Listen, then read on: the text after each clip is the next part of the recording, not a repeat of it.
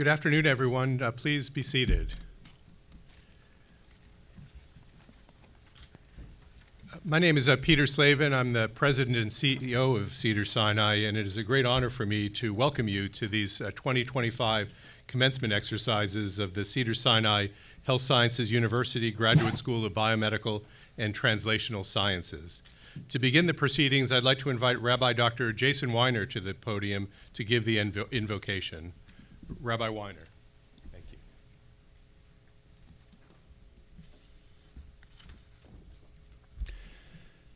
Harachaman, O compassionate one, we stand on a summit of learning, hearts alive with gratitude and hope, between the world we inherit and the world we must yet create. We rejoice in the achievements of these graduates and the promise that they carry. In an age when suffering casts its shadow upon the bereaved, the bewildered, the sick, and the displaced, teach us to turn knowledge into healing, research into redemption, education into hope. Let the wisdom forged here become a covenant of responsibility so that these graduates may help a weary world dream again. May their hands be agents of kindness, their minds instruments of insight, their words bridges of peace. Bless them, this health system, our community, and all of humanity with courage, compassion, fulfillment, and health. And let us say, Amen.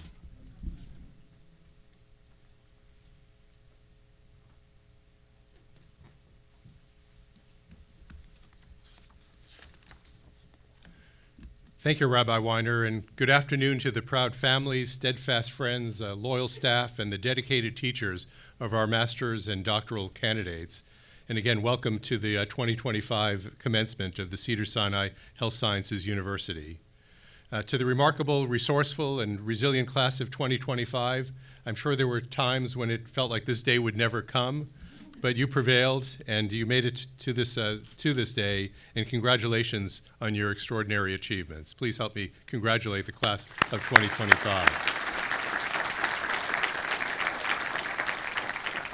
I ask that everyone now please rise and join me in reciting the Pledge of Allegiance. I believe we have an American flag. Oh, this way. Okay, great. So I pledge allegiance to the flag of the United States of America and to the republic for which it stands, one nation, under God, indivisible, with liberty and justice for all. Thank you, and please be seated again. It's now my pleasure to welcome to the podium the chair of the Cedars-Sinai Board of Directors, David Kaplan.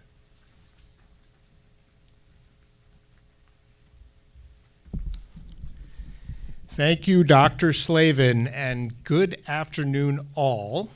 It is my distinct privilege to welcome you on behalf of the Cedars-Sinai Board of Directors.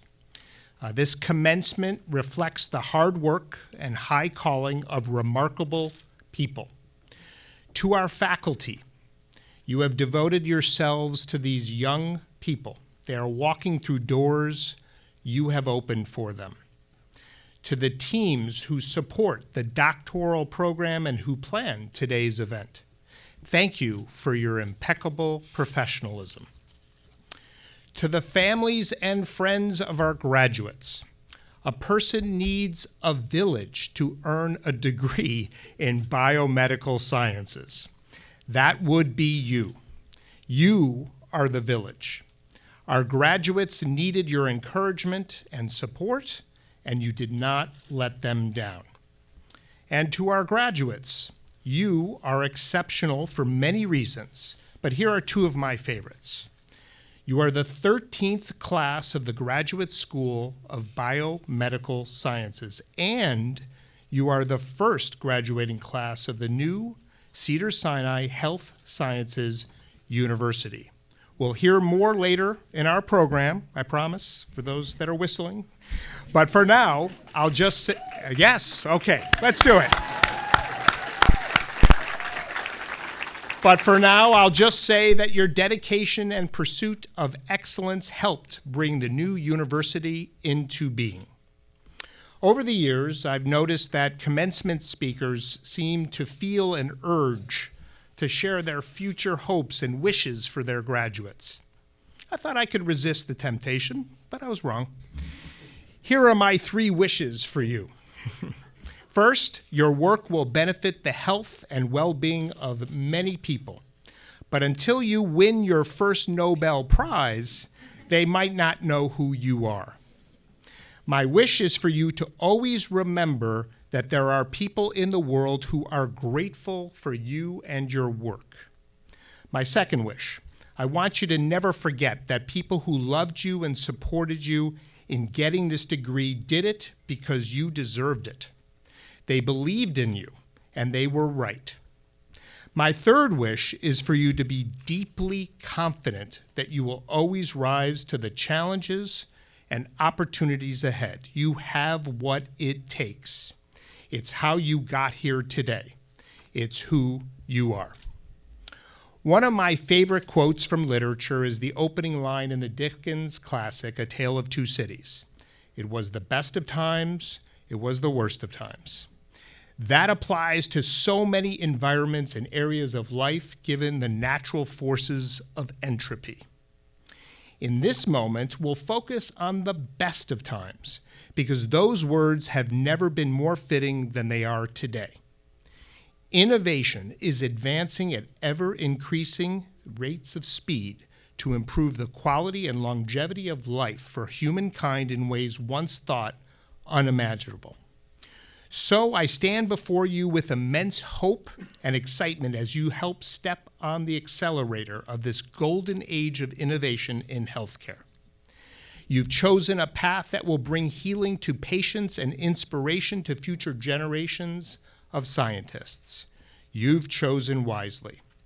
So congratulations to the Cedars-Sinai Health Sciences University Graduate School of Biomedical Sciences and Translational Sciences class of 2025. Now it is my privilege to invite Dr. Slavin back up to the podium to share his thoughts with us.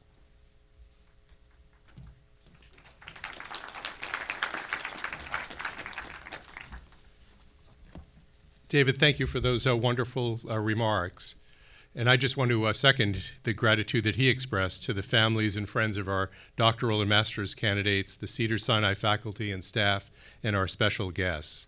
At this point, I want to acknowledge the distinguished group of leaders that we have on our platform. I think starting from my right, we have Dr. Lali Medina Kwai, our Grand Marshal, also the Associate Dean and Director of the Graduate Program in Biomedical and Translational Sciences. She's also a professor of biomedical sciences, the Carol Moss Foundation Chair in Medical Discovery, and the Associate Director for Basic Research in Cedars-Sinai Cancer. So, Dr.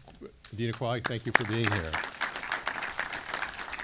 Next is Dr. Joshua Goldhaber, the Vice Dean of Graduate Education, Professor of Cardiology and Biomedical Sciences, and the Dorothy and E. Philip Lyon Chair in Laser Research.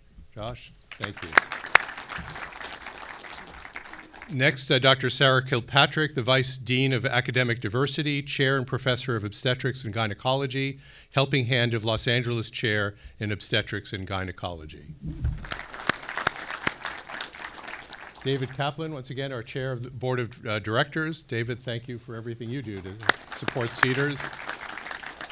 Next is Dr. Shlomo Melmed, the Executive Vice President of Medicine and Health Sciences, Distinguished Professor of Medicine, Dean of the Medical Faculty, and the Helene A. and Philip E. Hickson Distinguished Chair in Investigative Medicine. Shlomo, thank you. Next is Dr. Phil Pizzo, who's the professor and founding director of the Stanford Distinguished Career Institute, and Shlomo is going to be doing a more fitting introduction for Dr. Pizzo shortly in the programs. But Phil, thank you so much for being here. And then next is Dr. Jeffrey Golden, Executive Vice Dean, Research and Education, Director of the Burns and Allen Research Institute, Professor of Pathology and Laboratory Medicine and Biomedical Sciences, and the Lippman Family Distinguished Chair in Academic Medicine. Dr. Lawrence Katz-Nelson, the Vice Dean of Medical Education and Professor of Medicine. Dr. Bruce Gewirtz, Executive Vice Dean, Faculty and Clinical Affairs, Professor of Surgery, and the H&S Nichols Distinguished Chair in Surgery. Dr. Ophir Klein, the Executive Vice Dean of Children's Services, Executive Director of Cedars-Sinai Guerin Children's, Professor of Pediatrics, and the David and Meredith Kaplan Distinguished Chair in Children's Health. Dr. David Underhill, the Chair of Biomedical Sciences, Professor of Medicine and Biomedical Sciences, the Janice and William Wetzman Family Chair in Inflammatory Bowel Disease. Dr. Brennan Spiegel, the Director of the Master's Degree in Health System Science, Program Director of Health Services Research, and Professor of Medicine, George and Dorothy Gorich Chair in Digital Health Ethics. And finally, Dr. Rabbi Jason Weiner, the Senior Rabbi and Executive Director of our Spiritual Care Department. So please help me thanking the entire podium team. So to our graduates, as you well know, today culminates years of study and hard work, and you're to be congratulated for the effort necessary to get to this important milestone in your career. I am sure, as David said, that you were able to do this only with the support of your family and friends who have stood by your side during your studies.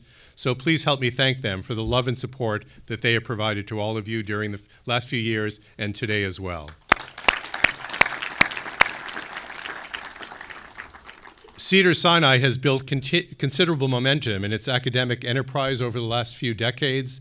And when I was hired as president of Cedars-Sinai last October, the mandate from our board was to continue that momentum going forward.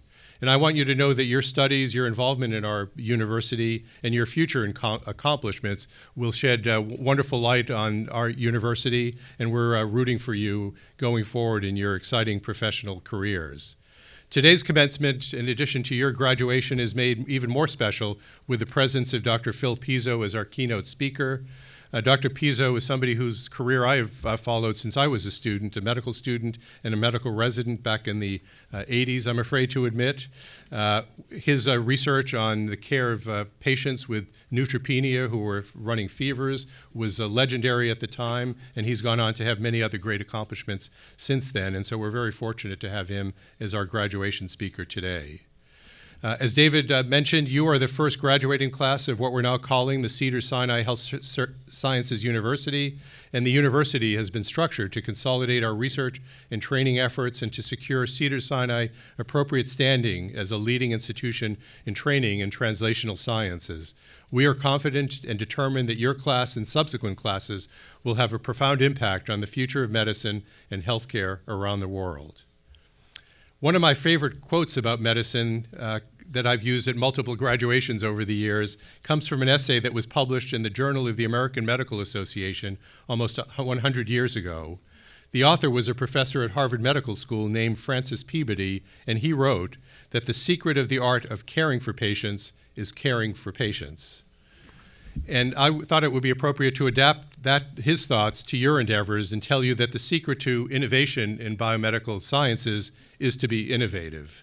And so I would encourage all of you to tackle big problems in the work that lies ahead of you and use the skills that you have developed here, as well as your own ingenuity, to make progress on pushing forward the frontiers of knowledge and improving healthcare and the well-being of humanity as a result of that. So please accept my respect and admiration for achieving your hard-won goals. But this is not in the beginning of your career. We call it commencement because it's the beginning of a new chapter in your career. But your tenacity and your diligence and your capabilities really inspire us, and we're very hopeful about the very exciting professional careers you will be having in the years to come. You have our respect and heartfelt wishes for great success in all of your endeavors, both personal as well as professional. Never stop pushing the envelope of what's possible. Never lose your idealism as well. So it is now my great pleasure to turn the podium over to the Dean of the Faculty of Cedars-Sinai, Dr. Shlomo Melmed, to give the Dean's address. Thank you. Thank you, Peter. And also, it's our delight on behalf of all the faculty and all the students and all the visitors to welcome you, Peter, to our very first graduation. And we sure hope you'll enjoy yourself today, and this will be the forerunner of many to come. So thank you and welcome. This 13th Annual Graduate School of Biomedical Sciences Commencement is particularly exciting, as you've heard, that we're inaugurating our new Health Sciences University. And this reflects the culmination of a very determined and long-term commitment to the quest for the finest in biomedical scholarship and discovery. But you don't know that the individual sitting over here in the middle, our guest, Dr. Pizzo, is in fact responsible for today. About 4 years ago, Dr. Pizzo led a very, very rigorous external review of the entire academic enterprise at Cedars-Sinai, including our clinical, academic, research, and teaching activities. And one of the major conclusions of their report was that Cedars-Sinai deserves to establish an exciting and innovative health sciences university. And 3 years later, Peter and Dr. Pizzo, here we are. So thank you to you and to your committee for your fantastic report. And because of you, we're here today to celebrate. So annually, at these commencements, we celebrate the joy of discovery in trying to inspire our graduates and our faculty. And for myself, I'm constantly animated by the writings of Carl Sagan, a planetary scientist and a science communicator, and I recommend his books to you to read. He was a leader in exobiology, the study of extraterrestrial life. And Carl wrote, "Somewhere, something incredible is waiting to be known." So as we celebrate today, I want to take you somewhere unexpected and incredible, which you may not have come across. And something incredible indeed happened this year, not in a lab and not in a hospital, but 124 light years away, that could perhaps rewrite every theory, every story that we've ever told about ourselves as human beings, and that has captured our imagination for centuries. 9 weeks ago, Professor Madhusudan at Cambridge University in England announced the discovery of the possible signs of life on the distant exoplanet K12-18b. And what makes this discovery particularly compelling is the identification of atmospheric dimethyl sulfide primarily produced only by marine microorganisms, suggesting that similar biological processes could perhaps be occurring on this distant world. And the detection of carbon-bearing methane and carbon monoxide strengthens the hypothesis that K12-18b might in fact harbor life beneath its hydrogen-rich atmosphere and potential oceans. However, as with all new scientific discoveries, caution is paramount. And while certainly exciting, intriguing, and even romantic to some, the evidence is not 100% conclusive, and there is still, according to the statisticians, about a 0.5% chance of a statistical fluke. Nevertheless, Professor Madhusudan acknowledges that he has a scientific mountain to climb, but he firmly believes that decades from now, and I'm quoting him, we may look back at this point in time and recognize it was when the living universe came within our reach.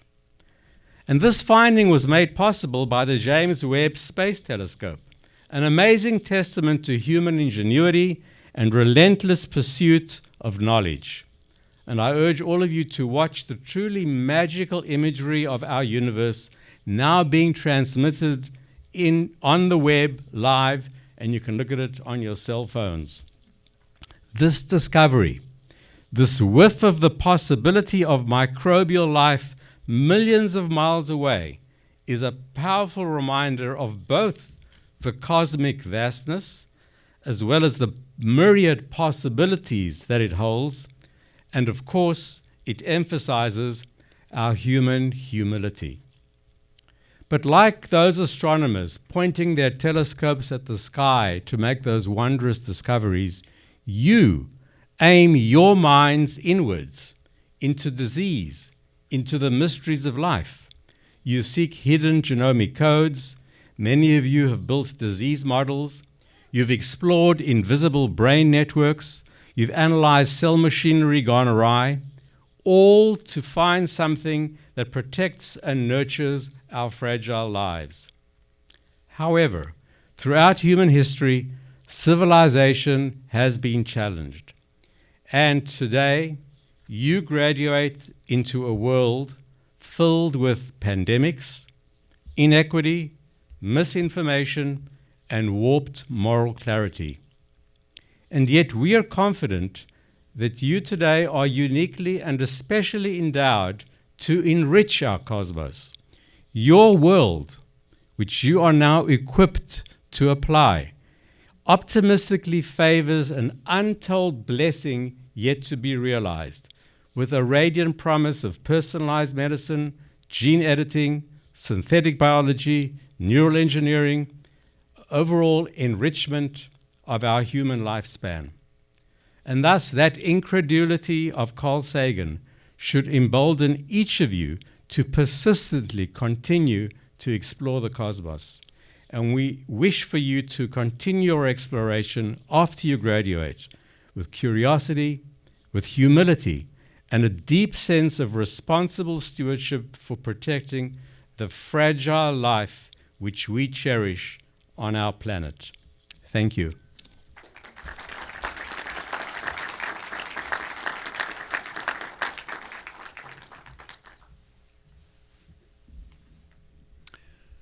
Well, it is my distinct honor to introduce our keynote speaker, Dr. Philip Pizzo. Dr. Pizzo is the David and Susan Heckerman Professor and Founding Director of the Stanford Distinguished Careers Institute. He served as Dean of the Stanford School of Medicine from 2001 to 2012, and Dr. Pizzo devoted much of his distinguished medical career to the diagnosis, management, prevention, and treatment of childhood cancers and the infectious complications that occur in children whose immune systems are compromised by cancer and AIDS. He's also been a leader in academic medicine, championing programs and policies to improve the future of science, education, and healthcare in the United States and beyond. Dr. Pizzo has authored over 650 manuscripts and 16 books and has co-chaired several committees for the Institute of Medicine. For his considerable contributions, Dr. Pizzo has received numerous awards and honors, including election to the National Academy of Medicine. He received his doctorate degree from the University of Rochester and completed an internship and residency at Boston Children's Hospital, followed by fellowship training in pediatric oncology at the National Cancer Institute. He served as head of the NCI's infectious disease section and subsequently chief of the NCI's pediatric department. He left the NCI to become the physician-in-chief at Boston Children's Hospital and chair of the Department of Pediatrics at Harvard Medical School. Currently, and I think you'll all find this interesting, he's enrolled in the Academy of Jewish Religion Seminary training to become a rabbi. Please welcome Dr. Pizzo.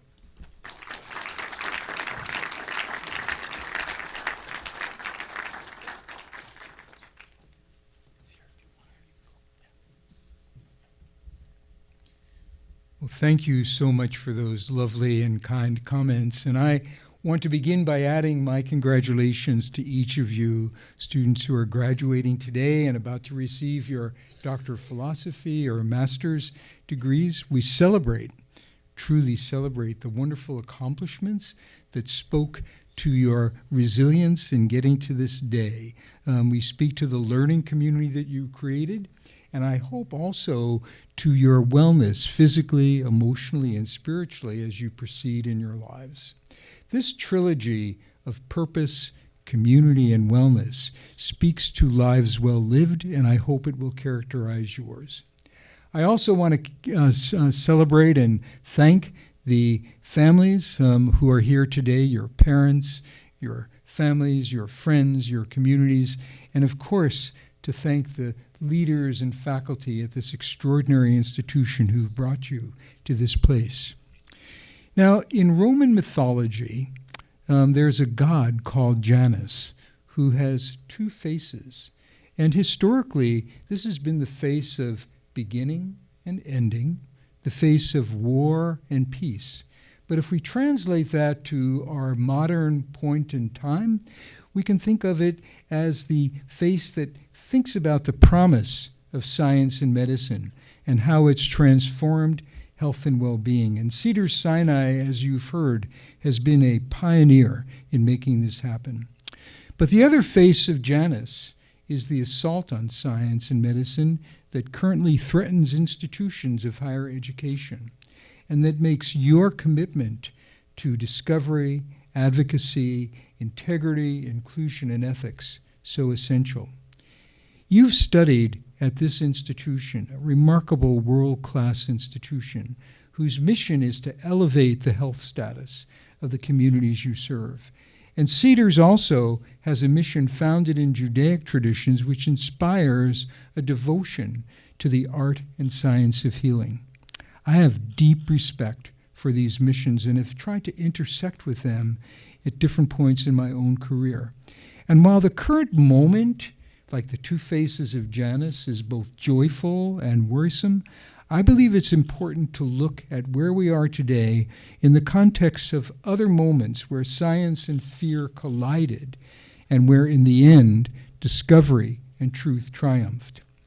So with that in mind, I want to share 3 stories with you about my intersections with Cedars over the past many years that illustrate the importance of science and basic research, how they improve the care of the body in an unanticipated way, how we can learn from our mistakes, and ultimately go on to tikkun olam, repairing and healing the world. So my first experience dates back 44 years ago, long before you were born or even thought of, when I was a senior investigator at the NCI, working at the interface between childhood cancer and infectious diseases. And in the early 1980s, I became aware of a new form of lymphoma that some of my colleagues were working on that was caused by a retrovirus. This was called the human T-cell leukemia virus, and Robert Gallo was the leader in uncovering that this was caused by a virus that was called a retrovirus. Why? Because it used a specific enzyme, reverse transcriptase, that went from RNA to DNA and led to virus replication. That enzyme, reverse transcriptase, was discovered because of very basic research that didn't forecast that there was going to be a cancer associated with it. And that work was carried out in the early 1970s by Howard Temin and David Baltimore. They were later awarded the Nobel Prize for that.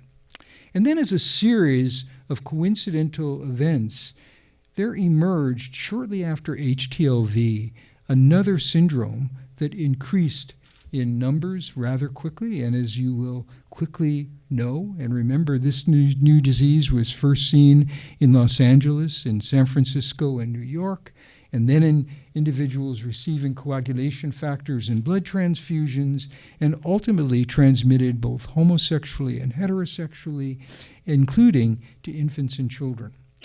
As those new cases began to increase dramatically, it became, like today, a time of confusion, uncertainty, conspiracy theories, often with racial and immigration bias coupled with homophobia, anger, blame, and stigma.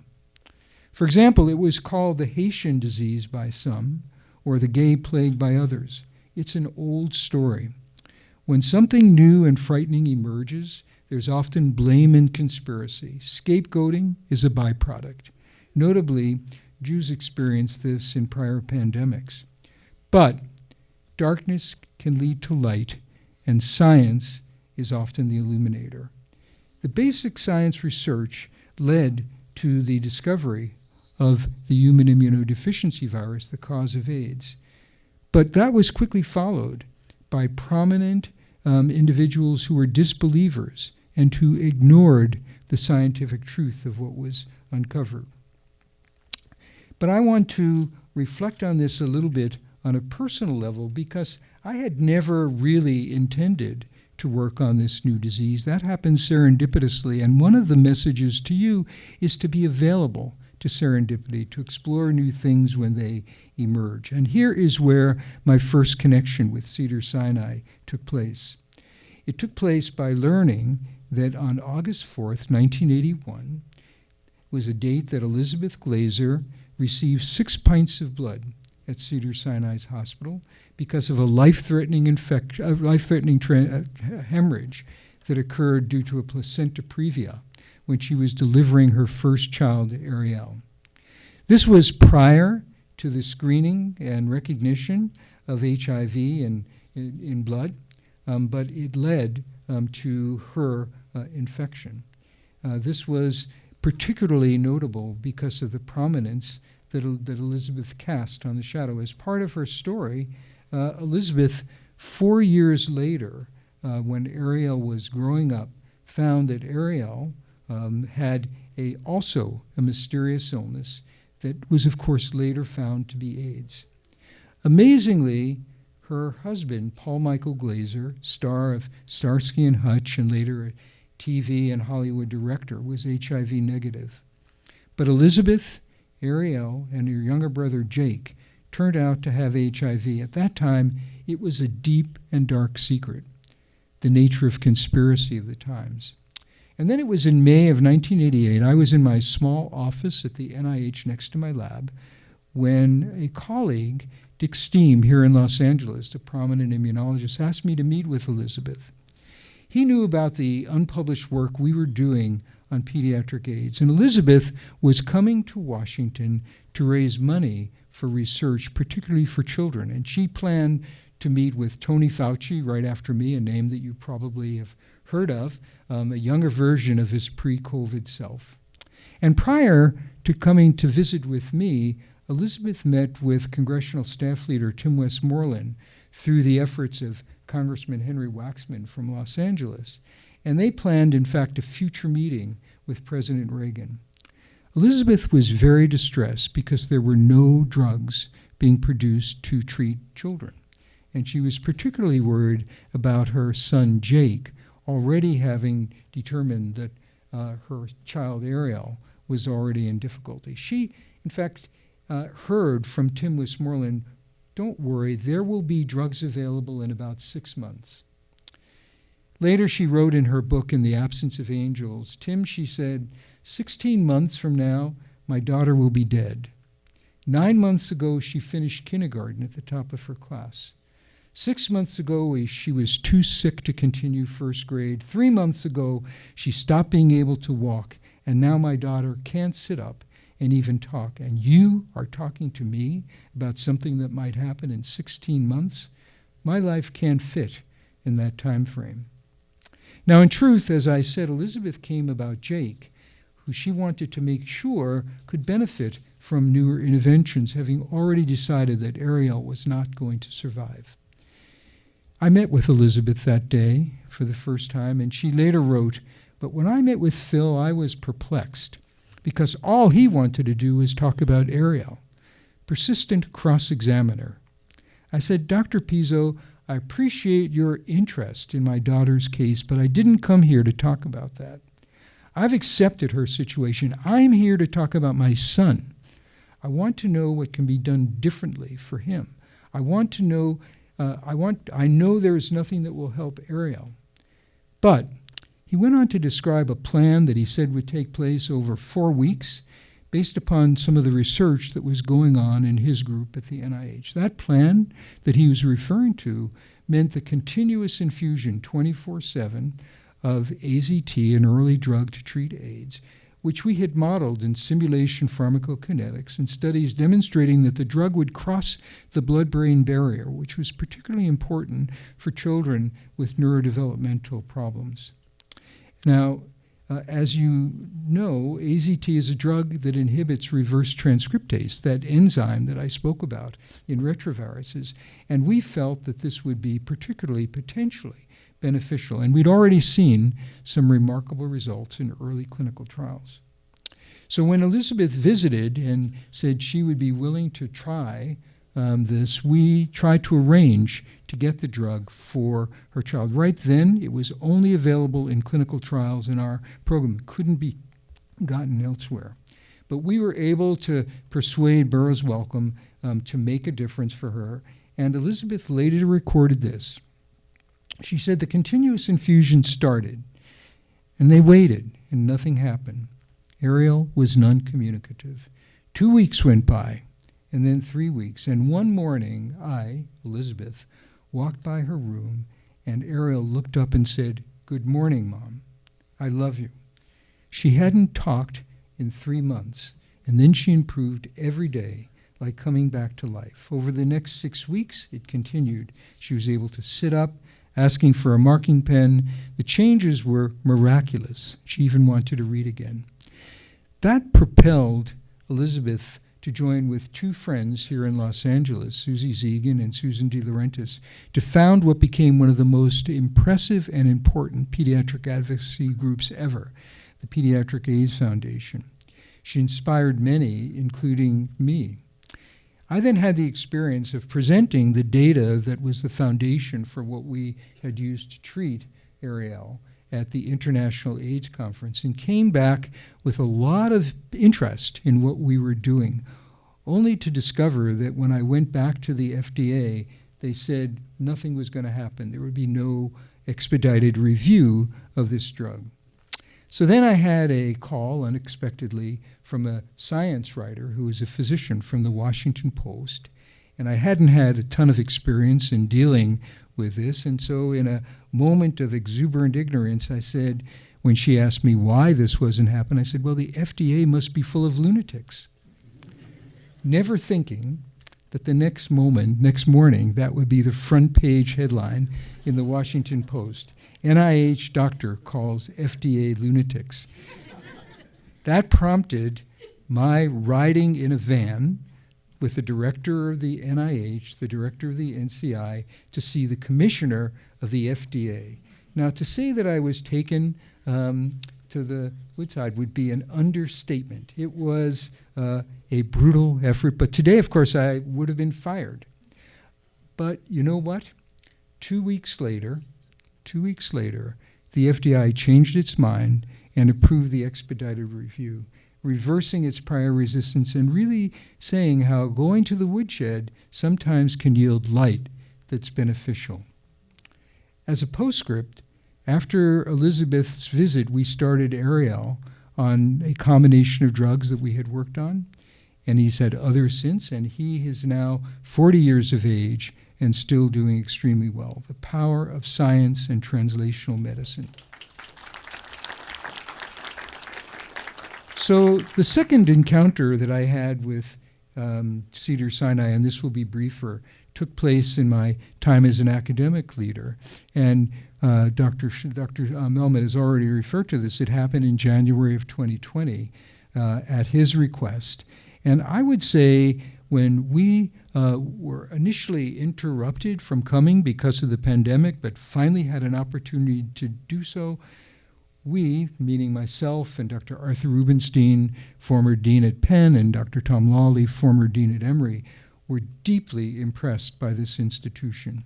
We had consulted and reviewed many other academic centers around the world, but we felt that the culture and climate that was being created here was really exceptional, fostering opportunities for both research, clinical care, and education.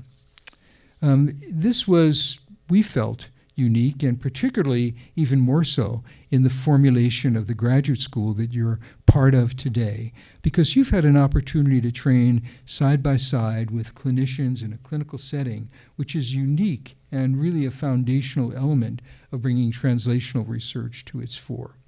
And the creation of new programs, as is taking place here, like the new program in health artificial intelligence, is really, I think, an exceptional leadership role. So I'm very, very impressed by what Cedars done. But I want to also say that Cedars learned from its mistakes. So, Elizabeth received the transfusion here. They didn't know at that time that she was being infected. But in 1990 rather, they opened a 22-bed multidisciplinary inpatient unit here at Cedars-Sinai to work on AIDS. And it was at Cedars that my former colleague, Dr. David Ho, made historic contributions to the treatment of AIDS, making it a manageable disease. So in my mind, Cedars has figured prominently in the resolution of HIV and AIDS. And beyond that, you should know and be proud of that Cedars excels in virtually every area. It's the #1 institution in California, #2 in the nation. Quite a place for clinical care, research, and education. But I dare say that this is being challenged. On the average, the federal government has spent $120 billion a year in research, with $50 billion going into grants and contracts for higher education. But in the last months, 3,000 grants, NIH grants, have been canceled, and there's been a 16% reduction in support for higher education, a proposed 38% reduction for the NIH, and 50% for the National Science Foundation. This has a lot of ominous tones to it. And while there is no doubt that the bureaucracy needs to change, the collateral damage, should these come to fruition, can be significant for many years and decades to come. It's an ideological issue that we're struggling with today, and one has to hope that this will be mediated ultimately by the Congress, the courts, and ultimately the voters. But while I'm distressed by this, the pendulum I've witnessed and shared with you in my story about HIV has swung in the past, and I think this is where you come in as you follow your own path of discovery and innovation and creativity that will enable you to lead careers and lives of power and impact. So the third and final encounter story that I've had with Cedars-Sinai is relatively new. As you heard, after a long career in science and medicine administration, in the fall of 2022, at the tender age of 77, I became a product of a new journey, and I decided to become like you, a student, becoming very humble and having to learn from the very beginning. Career transitions are difficult and meaningful, but they can be helpful in helping to build new neural networks. I hope that that's happening to me as I speak to you today. I had become a Jew by choice in 2019 and decided that I wanted to study more about this history, this religion. And so I enrolled in the Academy for Jewish Religions and did that for 2 years. I'm still enrolled. But being an underachiever, I also enrolled in another school last fall to become a chaplain at the same time. So I'm doing that currently through the Jewish Theological Seminary. I had to learn Hebrew. I'm still learning it. My teacher, Vered Hoppenstein, who is going to be here today but couldn't, turns out to have been the Hebrew teacher for some of Melmed's children, who I think did much better than I've done. But I thank her. And I also want to thank Rabbi Jason Werner, who's the director of spiritual care here at Cedars and who led our invocation, who was an incredible teacher for me in my first year in bioethics, a truly remarkable individual, and I'm very appreciative for all that he enlightened so many people about. And then came an unexpected event. So this again connects to Cedars-Sinai. I'm doing what's called a clinical pastoral education rotation at a large community hospital, not as a doctor, but as a chaplain intern. And when I do this 2 days a week, I go from room to room, knock on the door, and I don't say, "It's Dr. Pizzo here." I say, "It's Phil from Spiritual Care and Chaplaincy. Would you like a visit?" And I do that. And so I went into a room with a young man who said to me, "I have some good news." And I could see that he had photos of a endoscopy on his table, but I didn't comment on that. He said, all I need to do is change my lifestyle and I'm going to be better. And I listened to that, and that could have been the end of the meeting. But I asked a few open-ended questions rather than conclusions. And then he said, I was driving my car and saw another one heading right toward me. And then I saw it all happening as I was looking down from above on it. And it was happening slowly. I could see it happening. And he later said, this was a couple of years prior, he says, when I was at Cedars-Sinai Hospital in Los Angeles, I awoke and I saw my aunt and uncle, and I said, did I die? Did I die? He went on to say that Cedars had saved his life. He had a torn aorta. It was the kind of injury that occurs in motorcyclists, and it turns out that Cedars had expertise in these repairs. His surgeon did a very unusual procedure. It was his third case, and he said it's a kind of miracle. But later he said, as I began to recover, he was pursuing a career in engineering. He said, I wanted to do good for the world. I decided to explore social work, left engineering, and my purpose in life was to help others. Cedars saved his life, but his near-death experience converted him into a person who is committed to spiritual care of others, which he is now pursuing. So in summary, I see my encounters, the three of them with Cedars-Sinai Medical Center over 44 years, have periods that have created indelible experiences for me in my mind and that speak to the power of research, education, and clinical care. And as you graduate today, you bring with you this proud legacy, as well as the important expectation. Part of your job is to repair this world, which needs repairing. It's a daunting job, not just here, but globally. Misinformation, as you've heard, disregard for science and truth make your roles ever more important. But you're part of a larger journey that will be witnessed in your own time.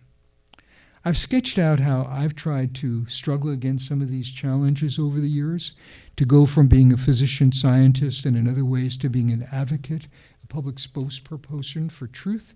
And as you define your own course of life, your own path of purpose, individually and collectively, I hope you'll find your ways of doing that with meaning and significance. Ask the big questions. Ask how you could really make a change. You've likely developed a community among each other. Forge that community tightly and pay attention to your wellness so that you'll be empowered to move forward in your lives. The challenges are large and daunting, but you've been equipped to handle them, and I hope you will, desperately. Congratulations, and thank you very much.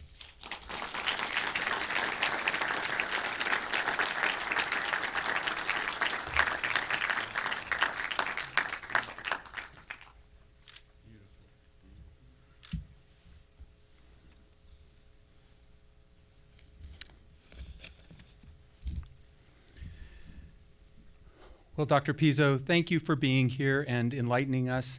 I think we can all appreciate how you've weaved these three personal intersections with Cedars-Sinai into your comments today. So thank you for being here.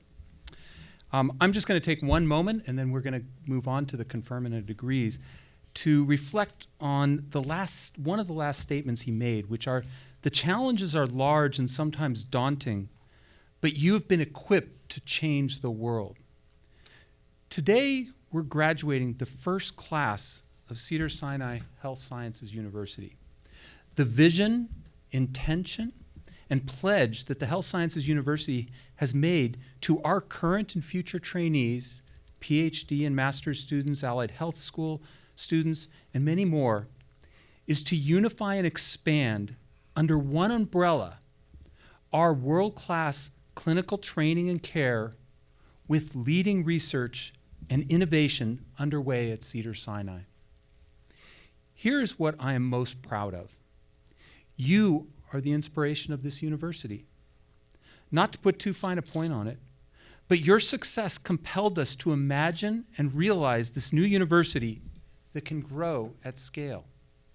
We had high aspirations when we launched our graduate program back in 2007.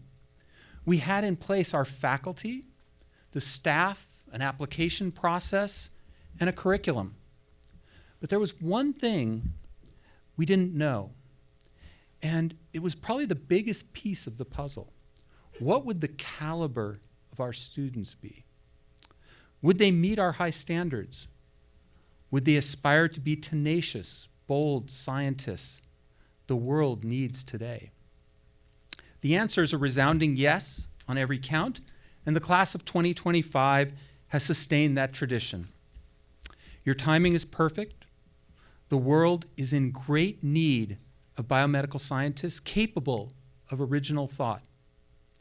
For many reasons, social media, politics, human nature, and others, we are living in an age of groupthink, parroting back what's already been said, going along to get along. That's not science, that's conformity. Science asks questions, science challenges, and science is fearless. I now come back to Dr. Pizzo's statement.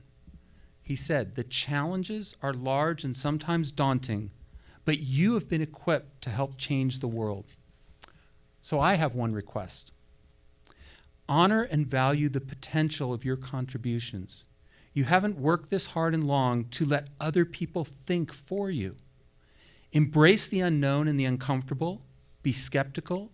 Be original. That's where you will make a significant contribution. And I look forward to seeing that as you go forward. With that, it is now my honor and pleasure to receive the graduates for the conferment of their degrees. Let us begin by presenting our candidates for the Cedars-Sinai Masters in Health Systems led by Dr. Brennan Spiegel and his team. Will the candidates for the Master of Science in Health Systems please rise?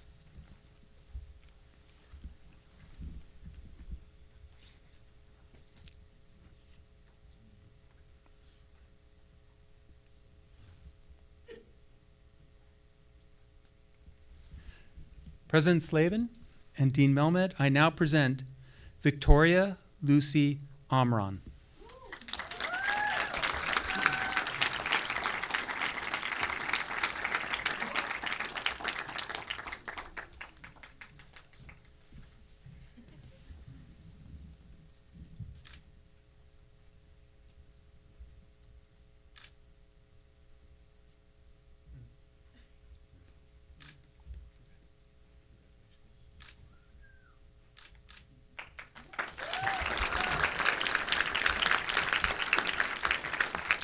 Dr. Arlette Aratunian.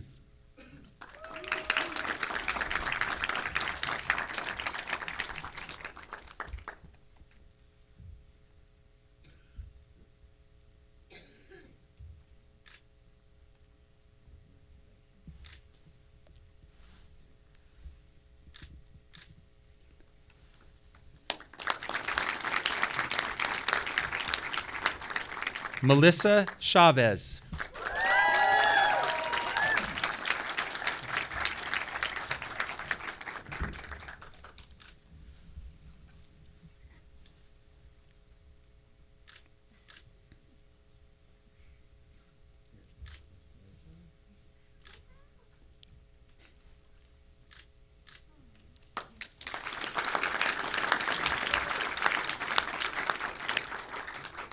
Odette Chida Ibarra.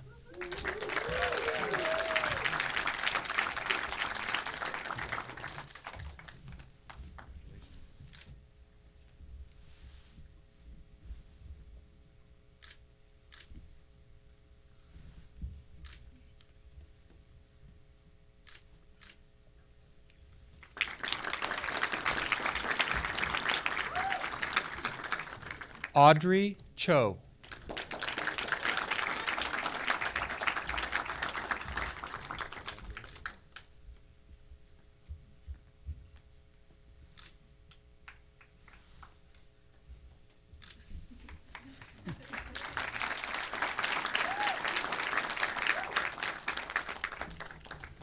Priya Chug.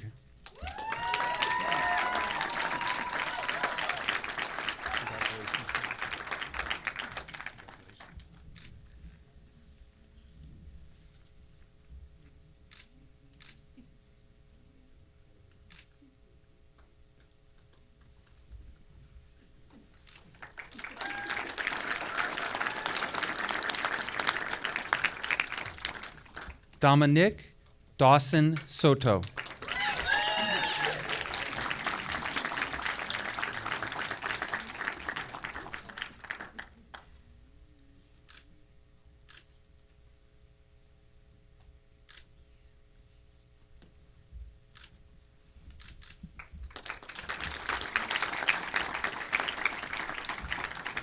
Brent DeMeo.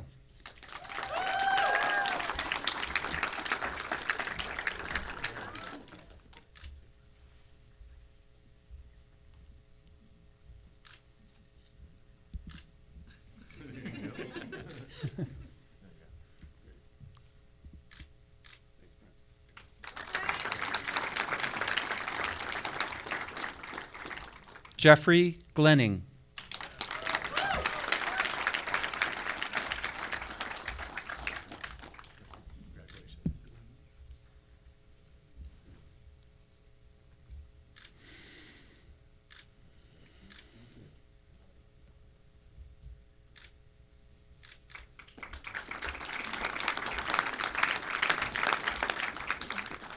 Ann Haker.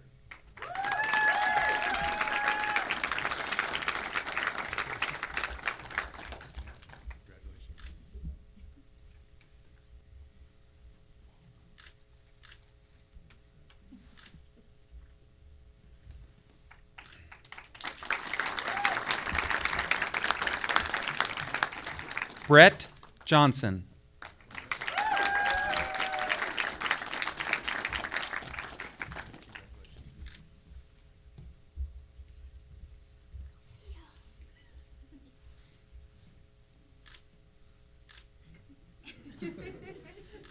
Thank you.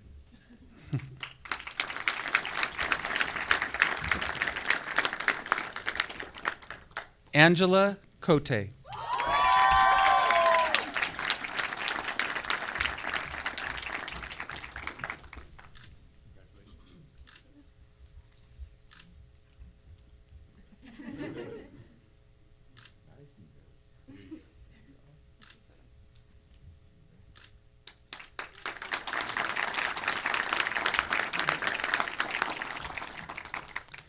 Mariel Buenaviste Lansenden.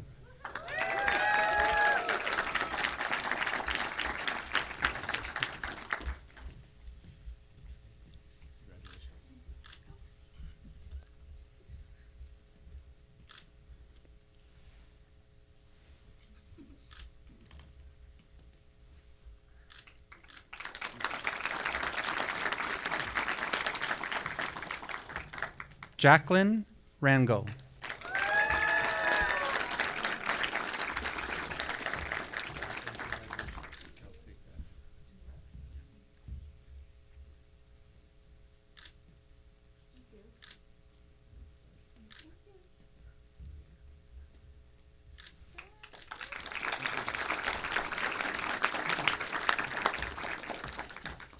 Marina Sirache Ferrero.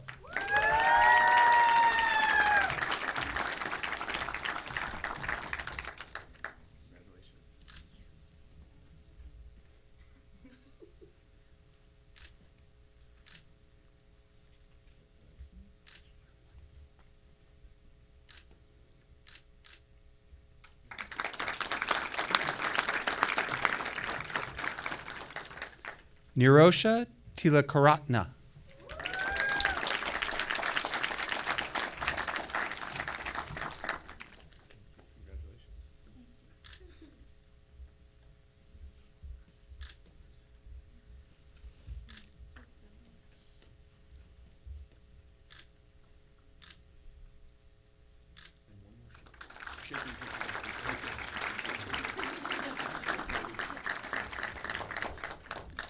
There are 4 graduates that are not able to be in attendance today. They include Sino Gao, Rajalakshmi Govanlan, Jennifer Poole, and London Scott. Congratulations to them.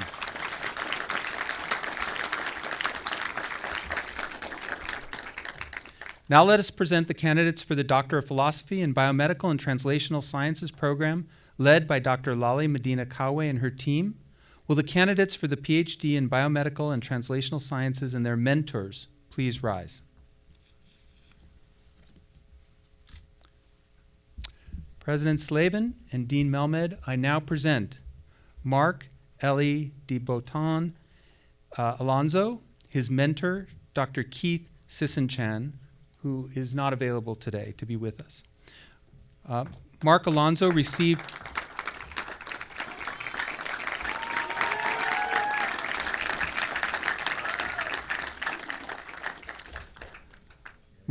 his BS in microbiology and MS in the biological sciences from Cal Poly Pomona. He gained research experience through internships at Rutgers University, the NIH, and Cedars-Sinai Medical Center. His experience led him to pursue a PhD at Cedars-Sinai, where he was awarded a prestigious NIH F31 predoctoral fellowship supporting his training and research. Mark's research under the mentorship of Dr. Sisson-Chan focused on understanding the tumor microenvironment and its role in supporting cancer cell survival and adaptation by utilizing both preclinical models and clinical data. Michael Diaz.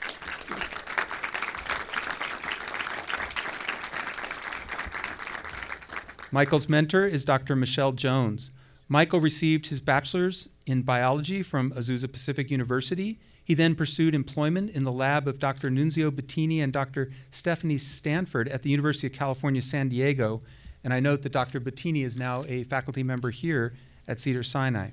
After which he chose to pursue his PhD from Cedars-Sinai in the lab of Dr. Michelle Jones. His primary research interests are in genetics and genomics, particularly as it relates to large-scale changes that occur during tumorigenesis.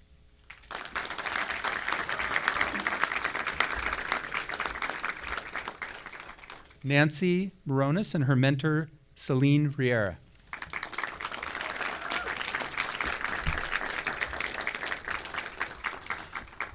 Nancy received her Bachelor of Science in Molecular, Cell, and Developmental Biology at UCLA before earning her Master's of Science in Cell Biology at Yale University.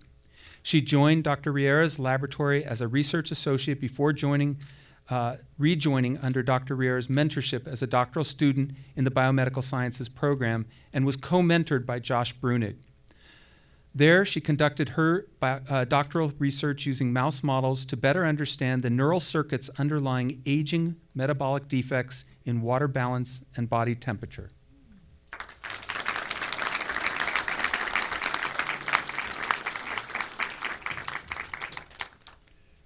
Peter Tuan Ngoc Wen and his mentor, Dr. Dennis Hazlitt.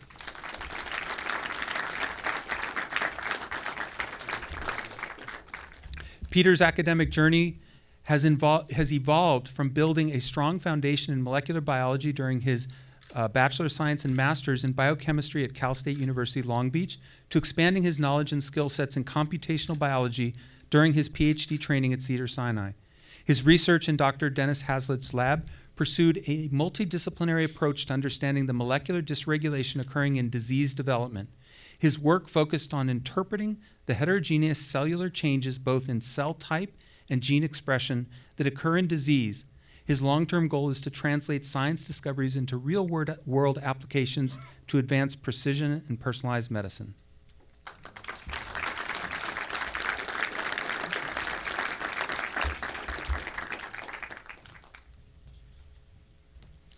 President Slavin, I present these candidates for conferment of their degrees. Upon the recommendation of the faculty, I certify that these graduates are indeed ready to receive their degrees as well as the rights and privileges appertaining thereunto.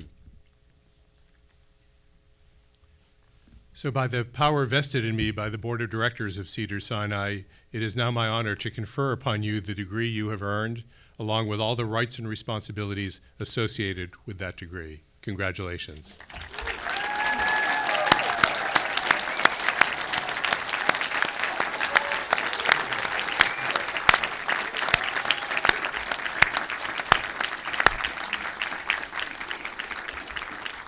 Congratulations, graduates. You may be seated.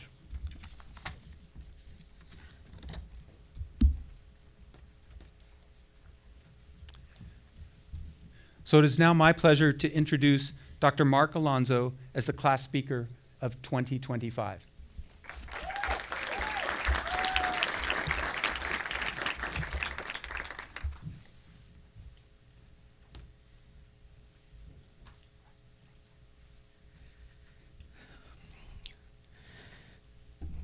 Good afternoon and welcome to the faculty, mentors, esteemed guests, and to our friends and families.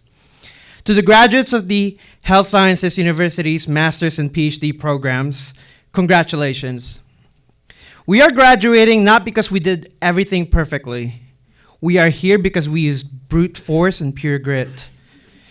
We achieved this milestone because we welcomed failures, faced uncertainties, and navigated misdirections. As a slightly mediocre high school student, I used to say, I can't wait to become an engineer so I won't have to take biology ever again. Fast forward in college, my GPA at the end of my first year was a 1.89, a D+. And as expected, I got kicked out.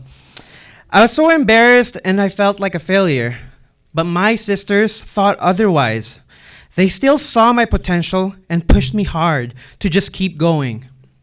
So I enrolled at Antelope Valley Community College and started taking classes. And as part of the curriculum to transfer to a four-year university, I dreaded eventually taking biology. I still remember my first day in Dr. Zayanisani's biology class, who remains one of my biggest inspirations. He shared his academic journey, how he had to change universities and reevaluate what he truly wanted to stay true to himself. He started telling us how he became a scientist and a biology professor. I was taken aback. What do you mean a master's degree? Pursuing a PhD takes that long? And wait a minute, I have to contribute new knowledge through research? That's definitely not going to be me, as I am neither patient nor smart enough to be in a graduate program. And I just literally failed college. But as we progressed through the class, he weirdly made biology interesting enough. And no matter how I resisted, I eventually fell in love with the field. And I started thinking, it doesn't hurt to try, right? I already hit my pre-professional rock bottom. Well, the universe clearly has a twisted sense of humor because here I am giving a graduation speech and I've just received my diploma that says PhD in Biomedical and Translational Sciences. Thank you. As graduate students, failures and uncertainties have been our constant companions. A lot of our experiments in our capstone, thesis, or dissertation projects failed. Our papers rejected. Our grants and ideas denied. We often felt disoriented as we were pulled in so many directions at once. And that was just in the academic field, in the academic side. We also juggled non-academic responsibilities. Some of us needed to work to pay the bills, pay the student loans, or take care of our families, or both. Still, we moved forward. We adapted. We learned. We embraced these failures and hardships. We became comfortable with the unknown. And in that space and time, we grew, not just as scholars, but as resilient people. So I stand before you not to offer words of wisdom, but to remind you that you already carry this wisdom through your lived experiences. But as bearers and contributors of new knowledge, we also carry a very important responsibility. We become the models, teachers, and mentors for those who will come after. Maybe you are an aspiring professor or someone who will lead a team, or an older sibling, a parent to look up to. And when your time to lead arrives, guide with patience. Show them your courage and your vulnerability when they face uncertainty and failures. And above all, lead with kindness and compassion, remembering that you once stood exactly where they stand now. You never know who you might inspire. Simply showing your flawless imperfections may be exactly what someone else needs to keep going. Thank you.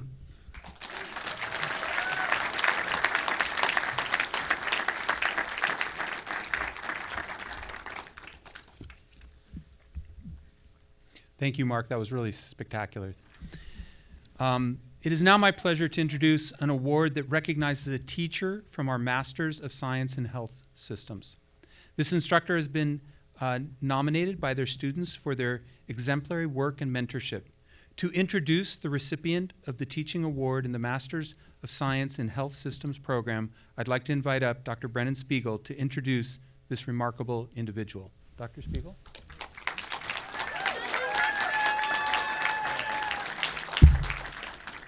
Well, thank you very much for this opportunity to introduce this amazing professor. But I just want to take a step back and say, let's go to our MSHS students once again for an amazing job that you guys have done. Some of you guys had been away from school for 20 years, right? So why did you come back to school, right? It was certainly to pursue knowledge, but I think more so it's to pursue meaning. And today, days like today are a signpost in a life of meaning. And so I congratulate you guys for that. I'm getting choked up thinking about the nature of meaning. Actually, I was thinking about the nature of meaning when Dr. Melmed was talking cosmologically earlier. And we are surrounded by chaos. This is entropy. In fact, Mr. Kaplan used the word entropy. We're trying to find order, patterns in a chaotic world, in a chaotic cosmos. Sociological chaos, that's what you guys are doing, is you are truth-seeking. You are trying to find patterns and order where there is chaos. So again, I want to thank you for that. And also, in order to find that meaning, there have to be incredible professors along the way. And so this individual is special for so many reasons. You think about what makes for an incredible professor. Well, certainly part of it, just part of it, is what they teach you. It's what they convey to you. But I think there's a bigger part that's not discussed as much, and it's how they listen to you, right? It's when a professor can look you in the eye and see who you are. Yeah, I'm getting caught up because I'm thinking about professors that I really were drawn to. It's that empathy. It's the person who looks at you and says, I know who you are and where you are in your journey. And so I couldn't think of a better person to embody that sense of being seen, not just feeling like you've been seen, but literally being seen. And there's a difference between that. There's a difference between feeling as if somebody may be paying attention to you and somebody literally paying attention to you and caring about who you are at your core. And that's Dr. Lisa Gualtieri.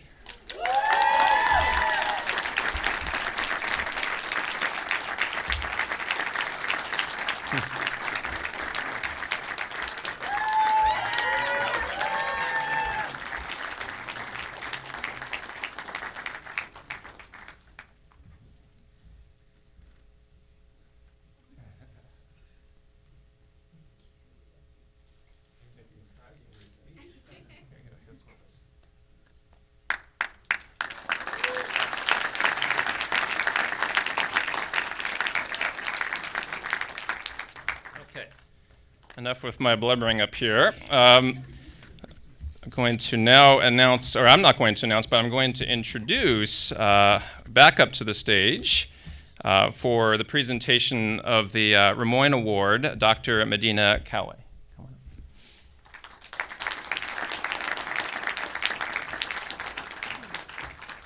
Thanks, Brennan. It is now my pleasure to announce the recipient of the David L. Rimoyne Teaching Excellence Award. It is named after the late Dr. David Rimoyne, who was one of the most distinguished members of the Cedars-Sinai academic community and director of our Medical Genetics Research Institute for many years. Recipients of this award will proudly carry this distinguished name on their resumes for years to come. The winner of this award is known neither to the students nor to the faculty, and hence does not appear in the program. Each of the students in the program was asked to provide the names of 2 faculty members whom they regard as inspirational teachers. The responses were handled confidentially. It is my pleasure to announce the recipient of the 2025 David Rimoyne Award, Dr. Maury Campbell.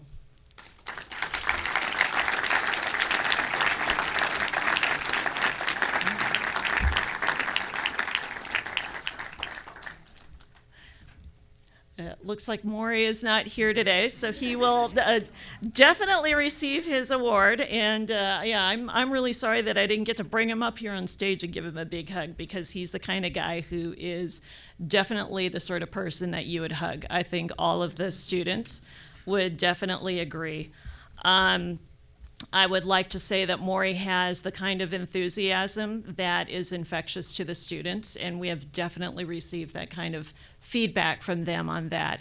So it is really great to see that kind of inspiration and motivation coming from one of our inspirational mentors and teachers. So with that, Maury will receive his award, and I would then like to invite Dr. David Underhill back to the lectern to announce the recipient of this year's PRISM Prize. Dr. Underhill.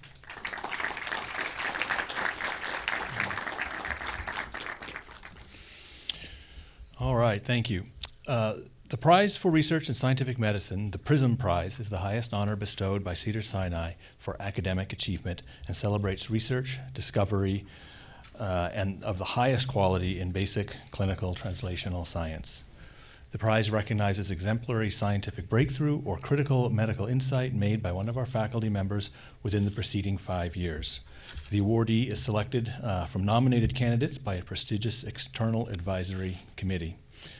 I'm delighted to announce that the 2025 Cedars-Sinai Prize for Research in Scientific Medicine has been awarded to Dr. Clive Svensson.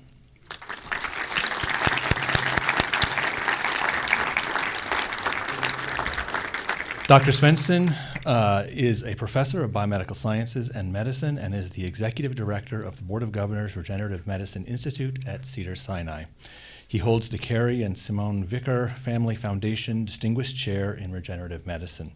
Dr. Svensson is an internationally recognized scientist whose research program focuses on developing regenerative medicine approaches to treating neurodegenerative diseases.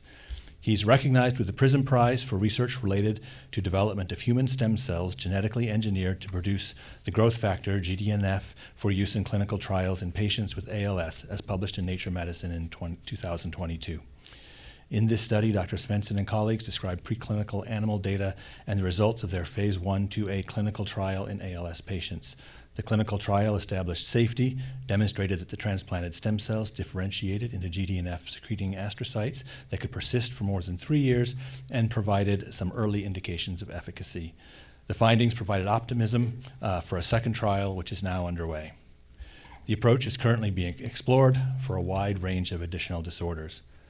Dr. Svensson received his PhD from the University of Cambridge and remained there as a postdoctoral trainee and then as a research fellow.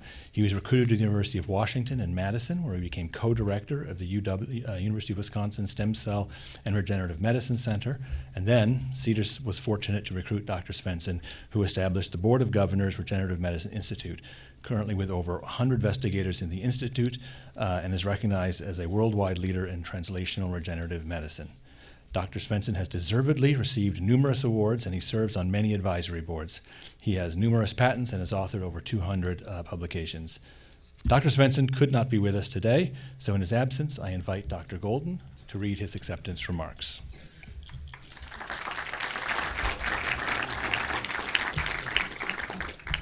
Thanks, David. As he just said, unfortunately, Clive is out of the country right now. And so I had an opportunity to meet with him and share with him that he had won this award. He was really touched and honored, and I asked him to send me a short acceptance. And here's what he said, and I think I'm not going to try and do it in his nice British accent, but I think you'll hear his voice in it.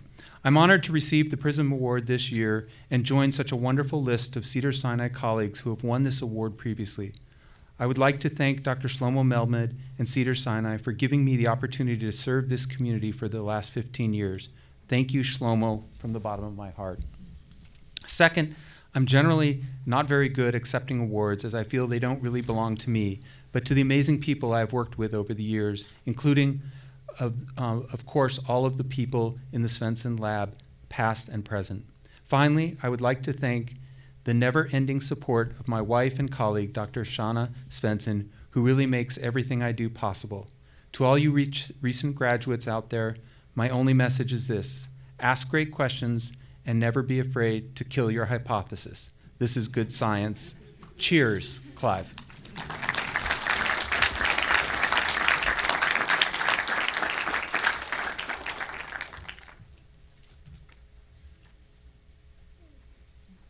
Well, this has been an outstanding afternoon. Thank you for all of you to being present and supporting all of our graduates and celebrating with us today.